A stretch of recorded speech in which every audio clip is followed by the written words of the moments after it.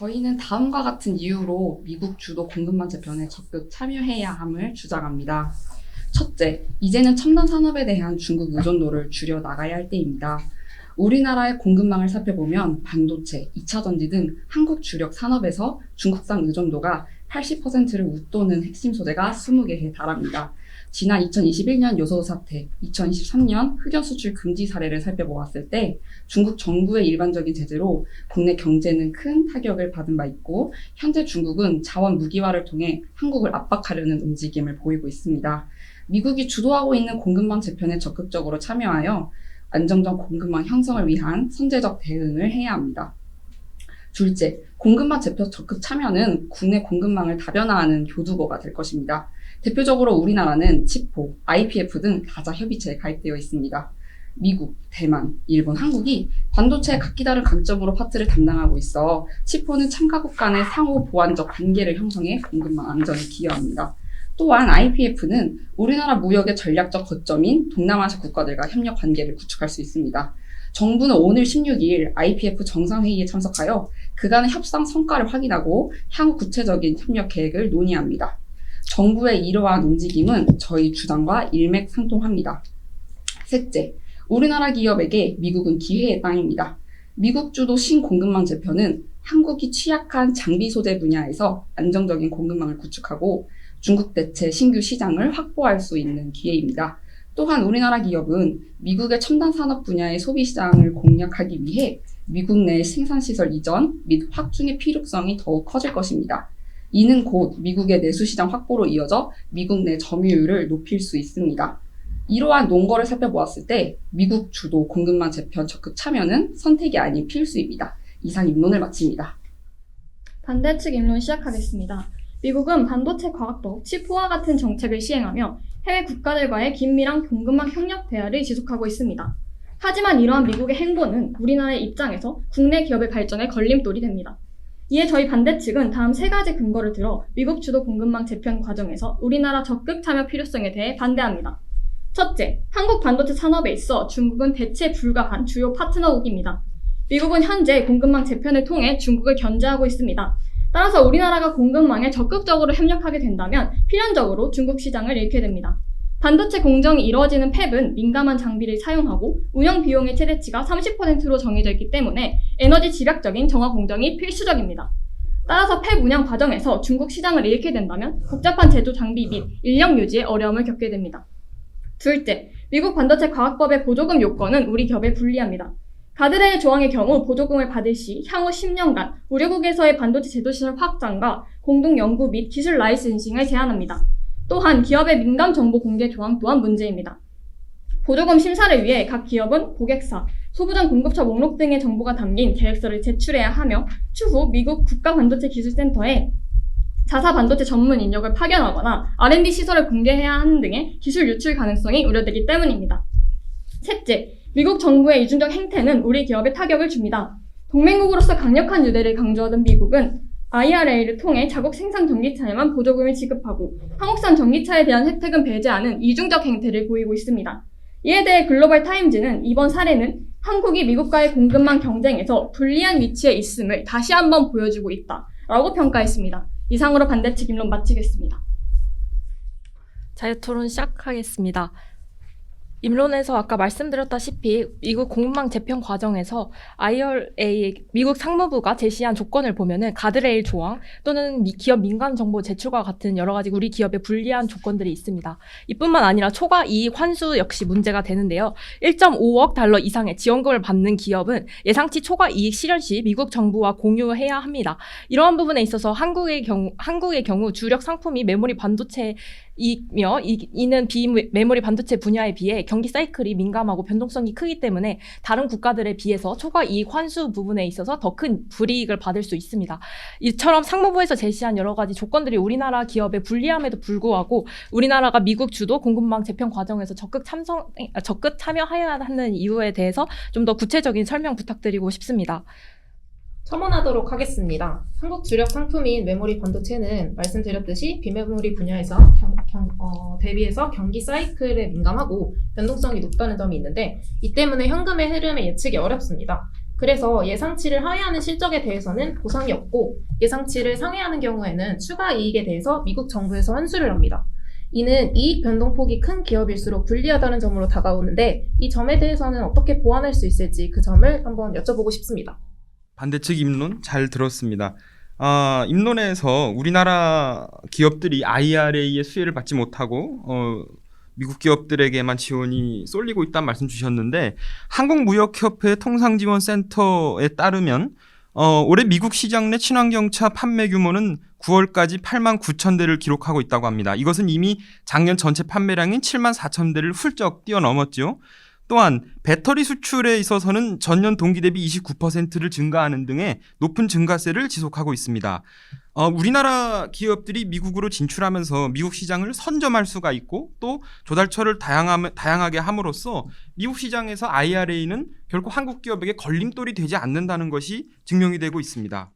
네, 첨언하겠습니다. 지난 4월 윤 대통령이 미국에 국빈으로 방문을 했을 때 미 상무부와 어떤 IRA, 칩스법과 같은 우리나라 기업에 피해가 갈 수 있는 조항들에 대한 불확실성을 최소화하기로 합의하는 등의 공동 선언문을 채택한 바 있는데요. 이를 계기로 양국 간 첨단 산업의 13건, 에너지 13건, 기타 콘텐츠 등 총 50건의 양해각서를 체결하거나 체결할 예정임을 밝혔습니다. 이때 당시에 IRA 독소 조항 완화에 대한 논의가 있었고 외교부에서도 지속적으로 그 조항에 대한 우려를 표시를 하고 있어요. 그래서 정부에서도 본 조항을 이렇게 주요 외교 의제로 삼고 있는 만큼 앞으로도 미국 정부와 지속적인 논의는 충분할 것으로 파악이 되고 있습니다. IRA가 도입된 이후로 한국 자동차 시장이 단기적으로 이익을 본 것에 대해서는 저희도 인정을 합니다. 하지만 지금 현재 우리나라 기업이 아직 극복하지 못한 한계점이 있는데요. 한국무역협회에 따르면 한국이 지난해 2차 전지 양극재의 핵심 원료인 수산화 리튬 90%를 중국에서 수입했으며 전구체의 98%, 흑연의 98%, 코발트의 90%를 모두 중국에 의존하고 있습니다. 이처럼 한국의 경우 반도체 또는 다양한 2차 전지를 생산하는 에 있어서 중국의 의존도가 매우 높기 때문에 지금 현재에는 미국이 FEOC, 즉 해외 우려기관에 대해서 명확히 명시하지 않았기 때문에 현재로서는 이익을 볼 수 있지만 추후 미국 측에서 해외 우려기관에 대해 더 강하게 제재를 하고 중국에 대한 제재가 강해질 경우에는 이러한 단기적인 이익 역시 앞으로 한국에 더 불이익이 가는 방향으로 발전할 수 있다는 점에서 중국의 의존도가 높은 한국은 중국을 파트너로서 포기할 수 없다는 점에 대해서 다시 한번 말씀드리고 싶습니다. 첨언하겠습니다. 창선 측께서 IRA 1년 후에 그 전기차 수출을 통해서 우리나라 기업이 그렇게 타격을 받지 않는다라고 주장해 주셨고 미국과 우리나라가 그런 기업의 타격을 최소화하기 위해 노력하고 있다라고 말씀해 주셨는데 우리 기업이 타격을 입지 않도록 한다는 것은 사실 현실적으로 불가능하다고 봅니다. 왜냐하면 어쨌든 미국의 IRA나 그런 반도체 과학법의 경우 중국을 배제하는 것이 어쨌든 대외적으로도 공개되어 있는 만큼 중국의 의존도가 높은 우리나라가 현실적으로 피해를 입지 않을 확률은 굉장히 희박하다고 주장합니다. 찬성 좀 바로 하겠습니다. 이제 원자재 측면에서 많이 말씀해 주셨는데요. 우리나라에서도 중국이 자원을 무기화하기 때문에 이러한 불확실성을 선제적으로 대응하기 위해서 다자간 협의체에 적극적으로 활동을 하고 있습니다. 입론에서 말씀드린 바와 같이 IPF나 MSP에 가입이 되어 있고 여기서 주목을 해야 될 점은 IPF 같은 경우에는 우리나라 정부가 정상회의에 2년 연속 참여하면서 이것에 대한 활동을 넓혀가고 있는데요. 여기서 중요한 것은 5월에 공급망 협상을 타결했다는 점입니다. 참여국들은 공급망 위기 발생 때 참여국 정부로 구성된 공급망 위기 대응 네트워크를 가동해서 상호 공조를 요청할 수 있고 또 더 나아가서 미국, 일본뿐만 아니라 우리나라 무역의 전략적 거점인 국가들과 협력 관계를 구축할 수 있습니다. 그래서 관련 논의에 적극적으로 참여함으로써 새로운 국제 경제 질서가 우리나라의 국익에 도움되는 방향으로 형성될 수 있어야 한다고 생각합니다. 그 다음으로는 MSP인데요. MSP는 핵심 광물 안보 파트너십으로 핵심 광물 공급의 안정과 다변화를 위해 미국 국무부가 주도한 국제협력 파트너십입니다. 흑연 같은 경우에는 매장량이 상당히 내재가 되어 있는 모잠비크도 여기에 가입이 되어 있기 때문에 미국 주도로 진행이 되고 있는 이런 공급망 재편 과정에 참여를 한다면 반대측에서 우려하신 점은 해소할 수 있다고 생각합니다. 네, 첨언하겠습니다. 전경련의 발표 자료에 따르면요, 중국은 우리나라가 같이 가야 할 파트너라기보다는 결국 우리나라 산업구조 특성상 중국과 경쟁 관계가 불가피합니다. 실제로 한국과 주요 무역국에 대한 비교 우위 지수를 조사한 결과 한국은 미국과 미디어 분야에서 가장 높은 경합성을 보인 반면 한국과 중국은 소재 산업에서 높은 상관관계 개수를 보여서요, 결국 중국과의 기술 격차를 더욱 벌려나가야 할 필요성이 있는 것이지, 중국과의 물론 이제 지금의 의존도는 높을지라도 이거를 서서히 낮춰감으로써 중국과의 기술 격차를 벌려나갈 필요성이 있음을 말씀드립니다. 아까 다자간 협력 관계에 대해서 말씀해 주신 부분에 대해 말씀드리고 싶습니다. 한국의 경우 그런 IPEF 또는 칩4에 가입한 다른 국가들과는 다른 입장을 갖고 있습니다. 2022년 기준 우리나라 반도체가 수출에서 차지하는 비중은 40.4%입니다.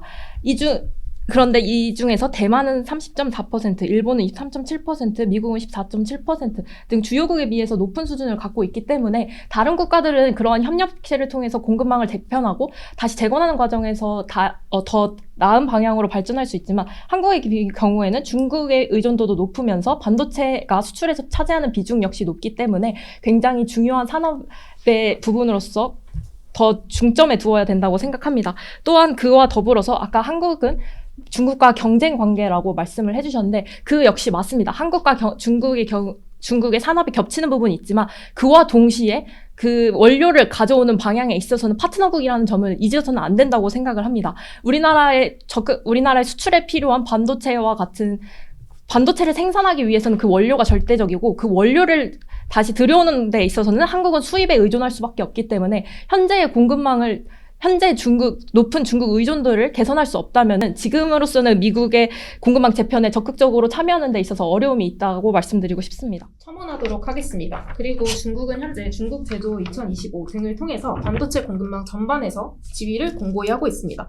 이런 면에서 우리나라가 중국과 함께 의존도의 문제도 존재하지만 그 협력 관계를 맺음으로써 경쟁 관계라기보다는 협력 관계를 맺어서 이 같이 반도체 공급망 전반에서 한국과 중국이 같이 그 지위를 공고히 하게 된다면 오히려 우리 경제에 더 이득으로 다가오는 점이 아닌가 하는 점을 함께 말씀드립니다.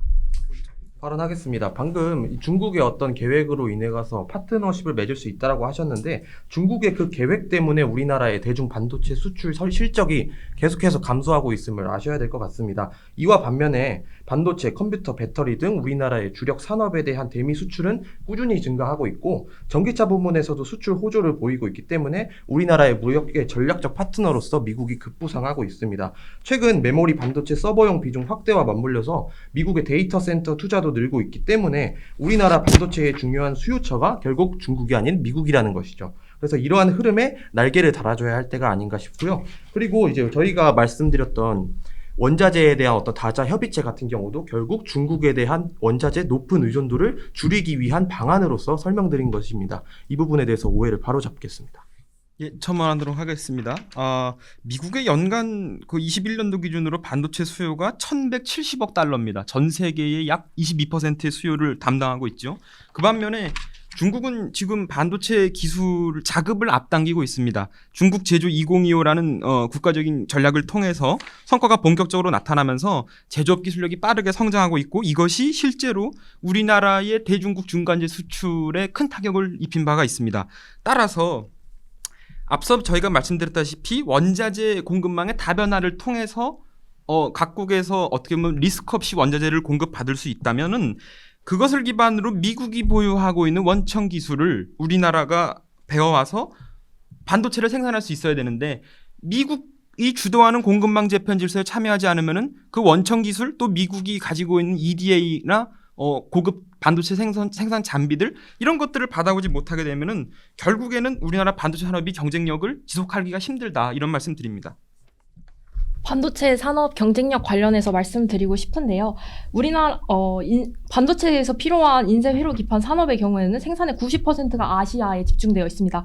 그 중에서도 절반 이상이 중국에서 생산되고 있는데요. 미국의 경우에는 그러한 인쇄 회로 기판 기술의 경우에는 노후화되거나 비중이 축소되어 있기 때문에 한국에 있어서 인쇄 회로 기판 기술을 산업을 활용하기 위해서는 중국의 파트너가 꼭 필요합니다. 또한 팹에 대해서 아까 임론에서 말씀드렸는데요. 반도체 공정이 이루어지는 팹의 경우에는 모든 오염물질을 제거하는 에너지 집약적 공정이 필수적입니다. 특히 이러한 부분에 있어서 중국의 경우에는 안정적이고 개선된 에너지 효율성을 바탕으로 비용을 절감할 수 있으며 환경 영향을 최소화할 수 있는 공급처이면서도 그 팹 반도체 생산에 있어서 인력의 약 38%에 해당하는 반도체 인력을 충당할 수 있는 국가가 중국 외에 다른 국가가 지금 당장 있는지, 과연 그 공급망을 개편하는 과정에서 현재 반도체 산업이 타파해 나갈 방안이 있는지, 그 부분에 있어서 먼저 질문을 드리고 싶습니다. 첨언하겠습니다. 피터슨 국제경제연구소가 발표한 미국 배타적 대중정책 코리아 리스크 분석에 따르면 위험 요소는 세 가지 측면에서 볼 수 있습니다. 첫째, 한국의 대미 수출에서 중국산 원산지의 규제. 둘째, 중국의 대미 수출에서 한국산 원산지의 규제. 셋째, 중국 진출 우리 기업 차질의 규제라고 할 수 있듯이 여러 방면에서 저희 기업은 타격을 받을 수 있습니다. 현상측에서 계속해서 이러한 방향을 해결할 수 있다고 제시하고 있지만 사실 그러한 것은 아직까지 구체화되고 있지 않기 때문에 현실적으로 어려운 부분이라고 계속해서 주장하는 바입니다. 예, 찬성 측 발언하도록 하겠습니다. 미국의 어떤 IRA나 반도체 지원법에 따른 규제가 한국 기업에 자꾸 걸림돌이 된다고 말씀하시는데 단적인 사례를 말씀드리겠습니다. IRA 시행에 따라서 첨단 제조 생산 세액공제 혜택을 우리나라 배터리 업체가 수혜를 받았습니다. 실제로 LG 에너지 솔루션의 경우 올해 3분기 영업이익 7,312억 원 중에서 이에 따라서 2,155억을 공제받은 바가 있고요. 그 다음에 LG 에너지 솔루션이 토요타와 협력을 맺어서 북미 지역에 전기차 배터리 공급 계약을 체결한 바 있습니다. 그리고 이 과정에서 하이니켈 NCMA 기반 열제어 기술 향상이라는 어떻게 보면 핵심 기술을 갖다가 우리나라 배터리 업체에서 이런 미국 시장 진출을 통해서 얻게 되었다. 이런 말씀 드립니다. 저 추가적으로 우리나라 기업에게 미국이 기계 땅이라는 점을 다시 한번 말씀을 드리고 싶은데요. 미국 내수 확보적인 측면입니다. 한국무역협회 보고서에 따르면 최근 미국 수입 시장에서 중국이 차지하는 비중이 2018년 30%에서 2021년 12%로 급감을 했고, 반도체 및 과학법에 따라 미국 내 반도체 설비 투자에 대한 인센티브가 확대되면서 우리 기업이 미국 내 점유율을 높일 수 있는 좋은 기회가 되고 있습니다. 실제로 삼성은 텍사스주 11개 반도체 공장을 신설할 계획을 가지고 있고, SK 하이닉스도 내년 중 반도체 패키징 공장의 미국 내 건설에 착수할 것으로 예상이 됩니다. 따라서 미국이 주도하는 차세대 반도체 기술 및 표준 제정 과정에 공동 R&D 등을 통해 참여할 수 있는 것으로 기대되고, 우리나라가 약한 소재 부품 장비 기업 또한 기술 시장을 확보할 수 있는 기회를 얻을 것이라고 보고 있습니다. 그 부분에 있어서 말씀을 드리고 싶은데요. 저희도 IRA에서 세액 공제를 통해 우리나라 기업이 이익을 봤다는 점에 대해서는 인정을 합니다. 하지만 아까 임론에서 말씀드렸다시피 세액 공제 외에 보조금 지급 관련해서 미국 상무부가 제시했던 우리나라 기업의 불리한 조건에 대해서는 어떻게 생각하시는지에 대해서 다시 한번 답변을 듣고 싶습니다. 또한 추가적으로 말씀을 드리고 싶은 점은 현재 미국의 IRA의 쟁점은 북미 지역에서 최종 조립된 차량에 대해서만 보조금을 지급한다는 점인데요. 이 때문에 한국의 차량들이 보조금을 지급을 못 받는 경우가 생겼고, 이와 관련해서 세액공제를 통해 이익을 본 부분도 확실히 있지만 그에 반해서 우리나라 기업이 피해를 본 부분도 확실히 있기 때문에 어느 쪽의 득과 실이 더 큰지는 추후 더 따져봐야 할 문제라고 생각이 됩니다.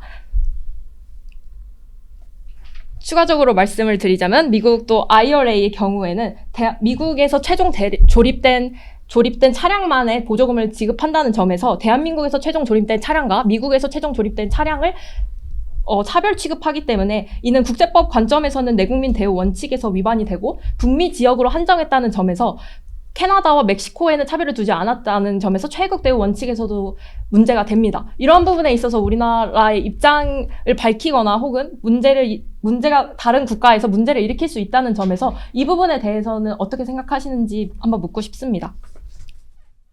네, 전반적으로 IRA에 따른 우리나라 기업의 피해에 대해서 이제 우려를 해주셨는데, 국내 기업들은 IRA로 인한 피해를 최소화하고 어떤 법안에 따른 수혜를 최대화하기 위해서 이미 움직이고 있다는 점을 말씀드리고 싶습니다. 국내 반도체 기업들은 이미 미국에 진출해 있고, 이제 삼성과 SK가 이 IRA의 수혜를 최대화하기 위해서 행정상의 지위를 이미 미국 정부로부터 받은 상황입니다. 검증된 최종 사용자 VEU라고 하는데요. 그 결과 삼성과 SK의 중국 현지 공장에 대한 미국산 반도체 장비 반입 규제를 사실상 무기한 유예했습니다. 이 외에도 현대차에서 리스, 렌트카 차량에 대한 보조금도 확보가 된 것으로 파악이 되고 있어서 반대 측께서 제시해 주셨던 어떤 우려와 다르게 이러한 부분에서 기업들이 다양한 성과를 내고 있다는 점을 알아주셨으면 좋겠습니다. 예, 첨언하도록 하겠습니다. 그래서 저희가 계속해서 말씀드린 바와 같이 IRA나 어떤 미국의 그런 어떤 법들이 우리나라에 규제가 된다는 점 저희가 충분히 반박을 드린 것 같습니다. 그러면 왜 미국이어야 하느냐를 저희가 한번 다시 강조해 보고자 합니다. 반도체 산업의 원천 기술과 핵심 기술은 미국을 비롯한 그 동맹국, 우방국, 파트너국들이 대다수 소유하고 있습니다. 소부장, 소재 부품, 장비, 반도체 산업의 핵심이죠. 미국과 일본, 네덜란드가 전 세계 90%를 담당하고 있습니다. 우리나라 반도체 산업이 앞으로 경쟁력을 갖추고 산업으로서 영위를 하려면은 미국 공급망 재편에 참여하는 것은 반드시 있어야만 한다. 그것은 선택이 아닌 필수다라고 강조를 드립니다. 원자재 공급망이라고 하는 것은 중국에 계속해서 의존되어 있는 것이 결코 좋은 상황이 아닙니다. 저희가 코로나 때 겪지 않았습니까? 중국이 제로 코로나 정책을 하면서 원자재 공급망을 전부 말하자면 차단을 시켜버리니까 전 세계 경제에 큰 타격을 줬던 것을 저희는 알고 있습니다. 따라서 원자재 공급망을 다변화함과 동시에 한국 반도체가 앞으로 지속적으로 경쟁력을 갖추려면은 소부장, 원천 기술을 가지고 있는 그런 어떤 미국 주도 공급망 재편에 참여해야 된다. 이런 말씀드립니다. 네, 그러면 말씀드리도록 하겠습니다. 계속 미국의 중요성에 대해서 말씀을 하시는데 미국 역시 중요한 국가임이 분명합니다. 하지만 중국, 우리나라에 있어서는 중국과의 관계 역시 무시할 수 없습니다. 반도체 산업뿐만 아니라 우리나라는 다양한 산업 분야에서 미국과의 높은 수출 의존도를 보이고 있습니다. 때문에 이러한 공급망 개편 과정에서 반도체뿐만 아니라 다른 관광, 뷰티 등 다양한 산업들이 영향을 받을 수 있고 그 과정에서 우리나라가 얼마나 큰 영향을 받을지는 아직 불확실하기 때문에 그러한 부분에 있어서 반도체 외의 산업이 받을 영향까지 고려해서 이 공급망 재편에 편승을 할지 말지에 대해서 결정을 해야 된다는 점을 대해서 다시 한번 강조드리고 싶습니다. 그리고 첨언하고 싶은 부분이 있습니다. 한국이 중국에 비해서 무역 갈등으로 인한 피해가 크다는 점입니다. 산업연구원에서 분석한 결과에 따르면 한국과 중국 간의 무역 갈등이 발생할 시에 한국이 중국에 대비해서 6배 이상이나 큰 피해를 보는 것으로 나타났습니다. 한국 경제에서 중국의 비중이 압도적으로 높은 반면 중국 경제의 한국 의존도는 상대적으로 낮기 때문인데요.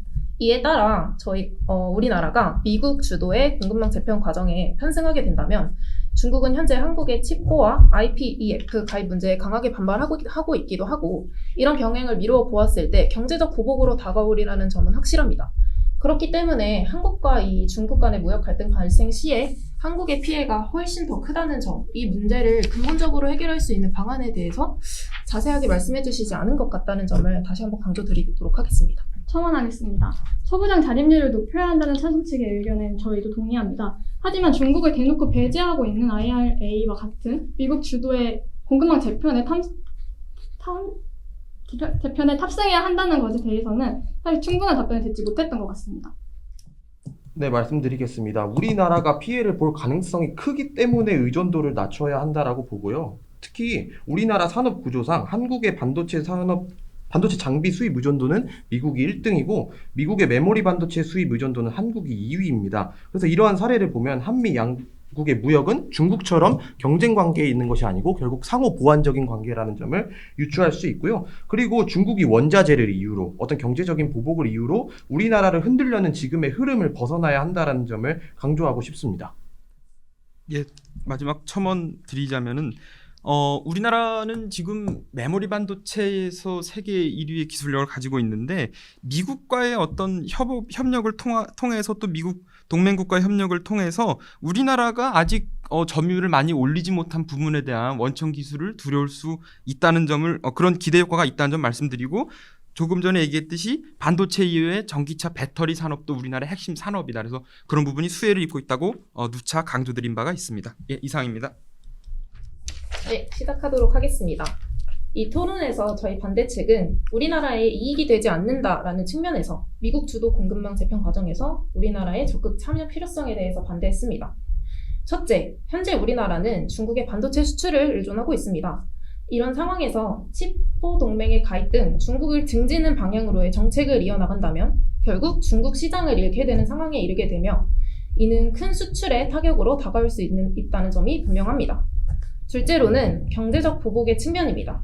특히나 반도체 산업에서 중국과의 연계성이 높은 우리나라의 경우에는 미국과의 동맹으로 인해서 중국의 보복 조치에 대한 피해를 입을 가능성이 매우 크며 이는 현재 중국을 대체할 공급망이 충분히 마련되어 있지 않았다는 점에 대해서 다시 한번 강조드리고 싶습니다.